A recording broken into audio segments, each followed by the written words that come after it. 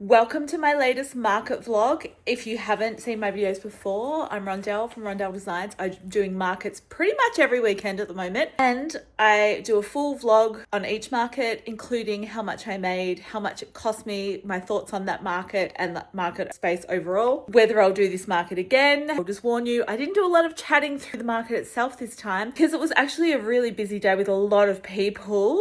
Yeah, I just didn't have time to do a lot of talking, but I did go through the pack down at the end of the market, which I don't normally do. So if you're someone who's looking at doing markets but are a bit scared if you're doing it by yourself, you don't have a helper, I hope this one is especially useful to you. So get into the vlog and I'll see you at the end with how much I made, how much it costs, the full income breakdown, and what I think about the Hill and Ridge market at Red Hill.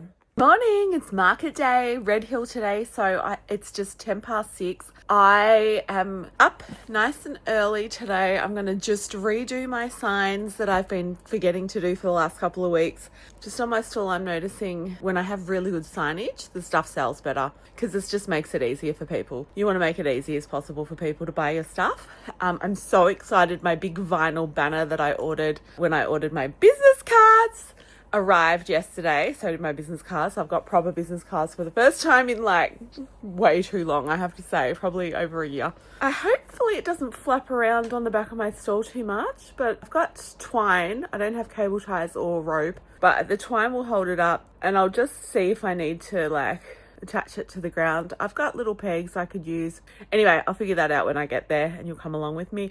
So I'm just going to sit and have my morning coffee, do my signage, then have my shower. Red Hills Market's literally like 10 minutes away from here, and I want to get there at 7, so I don't have to leave here until like 6:50. So I get to just like not rush. And I freaked out. I woke up at 5 o'clock this morning and I was like, oh my God, where's my FPOS machine and my battery recharger? Because I couldn't remember seeing them at the studio, didn't pack them. And usually that's my biggest thing that I make sure I've got. Thankfully, they were in my bag still from last week. So I've been carrying them around all week. The FPOS machine's pretty much charged, but I'm just putting my recharge battery on for half an hour because I find my phone, although I've got the iPhone 15 Pro, when I'm hot spotting all day at a market for my FPOS, the battery drains pretty quickly. And of course I'm taking videos, so it drains pretty quickly. So I've just got one of those really good battery packs and I just plug her in if I need to and we're good to go. But you don't want to get your phone running on empty at a market. That's probably one of the most important things you need to take with you. So I'm just in Canva updating my little prices. I just love a two for deal, you know? So like buy one for blah blah, buy two for this, where you save a bit of money. I definitely find I sell more when I have a deal for 2 or 3. I think it's just a mindset thing, you know? At 7 a.m. on the dot. I wanted to be there now, but I got trapped in the shower, so that's fine. We're going now. We'll be there about 7:15. 8:30. I'm almost set up. That took way longer than I thought. I've still got to do some signage and do my little things next to Bilbo and Baby today. And then a sea glass art, then candles. And my friend who owns the Pink Shack. Found too many friends, got stuck chatting, but found my Goslim. I walked all the way around the other side because that's where they usually were, but they're literally just up there today. Yummiest breakfast ever.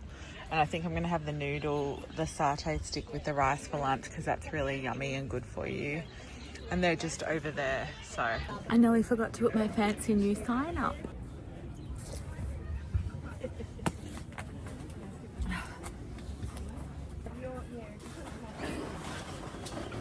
So I ended up just using the twine and that worked fine. That's why I always recommend having a ball of twine in your market kit because it'll always come in handy. So this sign, I think I paid around $60 something through Vistaprint. I just got into, I think I did it in Procreate, which is a program that comes in on the iPad, and I use that for all or most of my design stuff these days. You could use Canva though. Hello, how are you? Good, how are you? Good. This was a little 10:30 update. I was up to $113. There was already quite a big crowd there at that time. Hey, 12:15 update. Nearly cracked 300. It's a bit quieter sales-wise than I thought. I just had 2 friends cover me while I went to the toilet. Thanks, ladies. And then they offered to go get me a drink, and I was like, no, I don't need a drink. And then 20 minutes later, I'm watching everyone walk past with these, which is like a natural lemonade. And I was like, oh, I want one, but I've been really busy. And then a friend's husband, Tanya from Mornington Peninsula Lights, husband Chris, who's here helping her, walked past. I was like, Chris, can you get me a lemonade? Got me a lemonade, special delivery. Thanks, Chris. Totally got stuck chatting to people, so forgot to film. So at the end of the market, a friend came right at the end, so I chatted to her while I was packing up, which meant it took me longer to pack up. Just finishing off, just a reminder, if you haven't watched my vlogs before and you're doing outdoor markets where you need to peg in or have weights, as long as you're allowed to peg in, these drill-in pegs are the best. You've got to have them. They're so much better than normal pegs. You just need to bring your drill with you. Easy to use. I just have the cheapie Azito, which has lasted me years, and it just has a special head that comes with these pegs. I paid $40 for these, but I know Kmart have them in a cute aqua color for like $10. So definitely recommend these. I actually feel myself taking down the marquee today since I never do that. So I have always done markets solo. I generally don't have a helper. When I first started doing markets, I would ask my neighbours to help me put the marquee up and pack it down. I had a cheaper brand back then, and then I upgraded to the Austrail brand. So I have this 2.4 metre Austrail marquee, and I also have a 3 metre marquee. I like this brand just because they're super easy to put up and put down by yourself. When you're putting up, you just have to get in the middle and sort of puff it out. These ones, I kind of tend to just walk around and do 1 or 2 slots at a time for the legs, and then I release the roof sections last, and then I remove the marquee, the roof off completely separate. Some people keep their roof on and just pack it down and just use like Oki straps to keep it together. I prefer just to take the roof completely off so that I can get the marquee frame back into its bag, and it just fits into my car easier that way. So I would say if you're really wanting to try outdoor markets, but you are like me and by yourself and don't necessarily have a helper, don't let that stop you. As long as you get a brand like Austrail, that the marquee is easy-ish to put up and pack down by yourself, you'll be totally fine. Saying that, you'll usually have neighbours offer to help, or you can ask a neighbour to help. Most people who've been doing markets for quite a while, and they're very friendly and always happy to take a couple of minutes out to help their neighbour if you get stuck. So don't let the fact that you're doing it solo stop you from having a go if markets are something that you really want to do.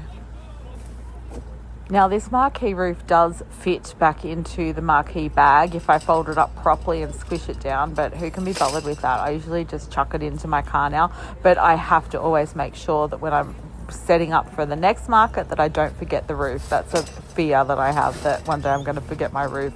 I think I might have done it before years ago. So if you don't put it back into the bag, you just have to make sure you actually remember to take it next time. Reload it in. I haven't done it this way before with this frame at the back here. I'm hoping it's not going to bang against the window. Just make sure that I've got everything, all of my rubbish packed up. That's not mine, but I'll take it.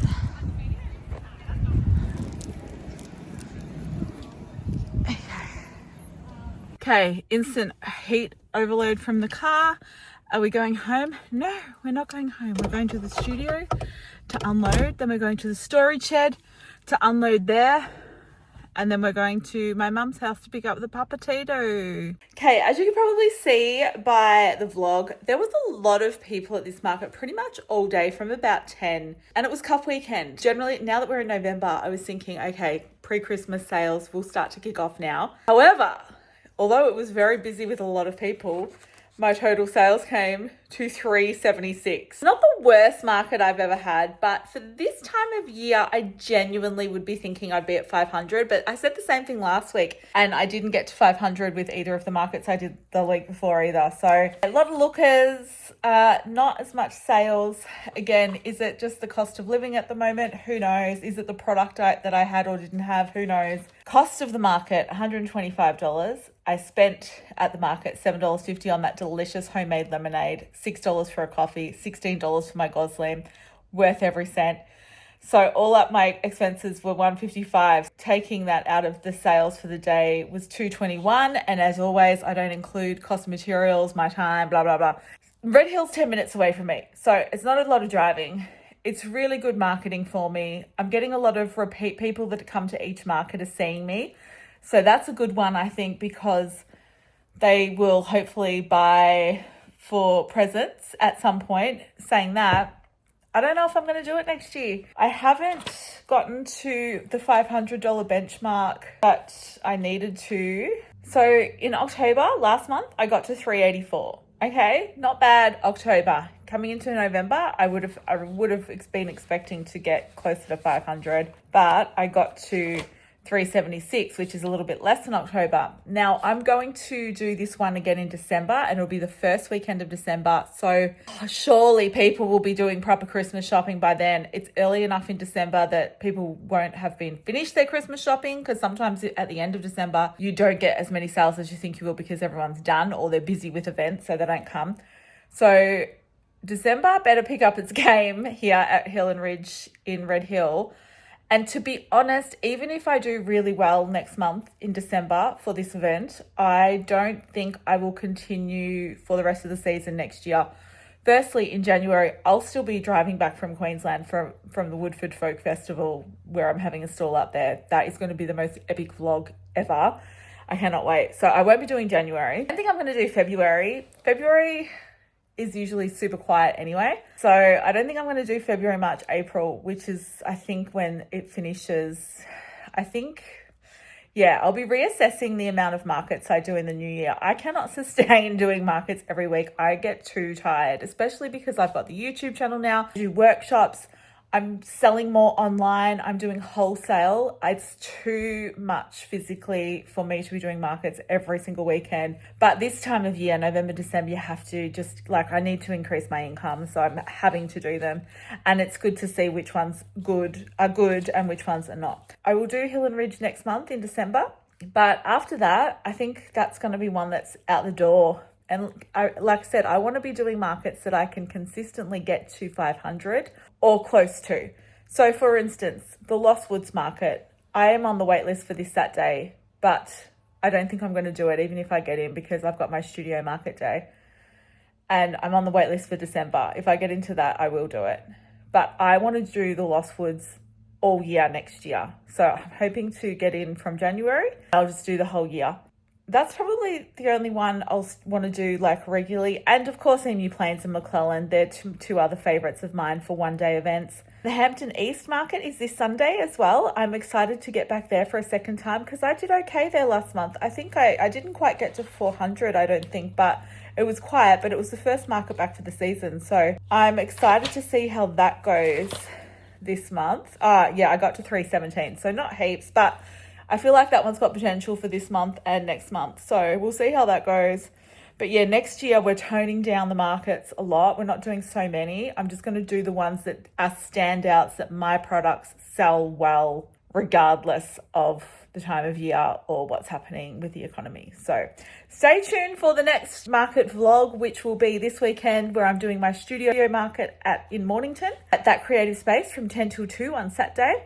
I'm also putting some stuff in a little seconds market called Ninch Nabs, which is has been started by two local small business owners who have handmade businesses, and it's it's at Mount Eliza Church, and there's going to be all seconds, discontinued products, samples, etc. So I'm just paying $25 and a commission and giving them my stuff to sell.